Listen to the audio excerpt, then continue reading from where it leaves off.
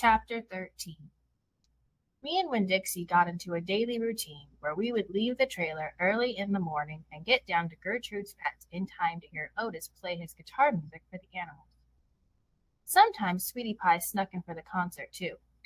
She sat on the floor and wrapped her arms around Winn-Dixie and rocked him back and forth like he was a big old teddy bear. And then when the music was over, she would walk around trying to pick out which pet she wanted.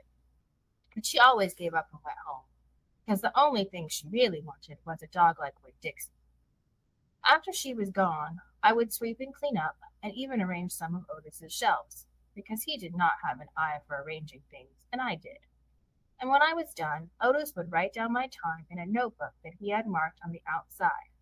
1 red leather collar, 1 red leather leash. And the whole time he did not in any way ever act like a criminal.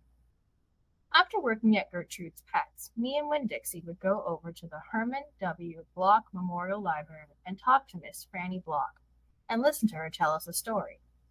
But my favorite place to be that summer was in Gloria Dump's yard, and I figured it was Winn-Dixie's favorite place to be too, because when we got up to the last block before her house, Winn-Dixie would break away from my bike and start to run for all he was worth, heading for Gloria Dump's backyard and his spoonful of peanut butter.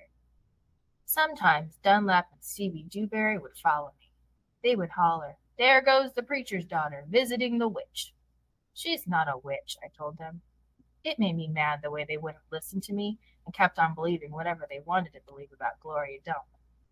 One time Stevie said to me, "My mama says you shouldn't be spending all your time cooped up in that pet shop and at that library sitting around talking with old ladies. She says you should get out in the fresh air and play with kids your own age. That's what my mama says."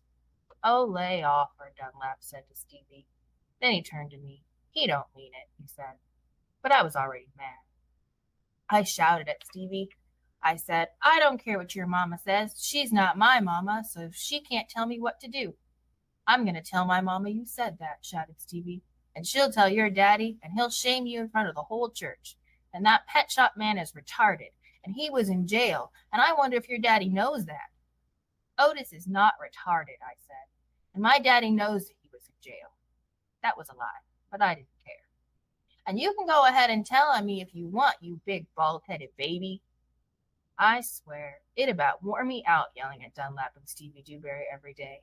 By the time I got to Gloria Dump's yard, I felt like a soldier who had been fighting a hard battle. Gloria would make me a peanut butter sandwich straight off, and then she would pour me a cup of coffee with half coffee and half milk, and that would refresh me. "Why don't you play with them boys?" Gloria asked me. "Because they're ignorant," I told her. "They still think you're a witch. It doesn't matter how many times I tell them you're not." "I think they're just trying to make friends with you in a roundabout way," Gloria said. "I don't want to be their friend," I said. "Might be fun having them 2 boys for friends." "I'd rather talk with you," I said. "They're stupid, and mean, and they're boys." Gloria would shake her head and sigh, and then she would ask me what was going on in the world, and did I have any stories to tell her, and I always did.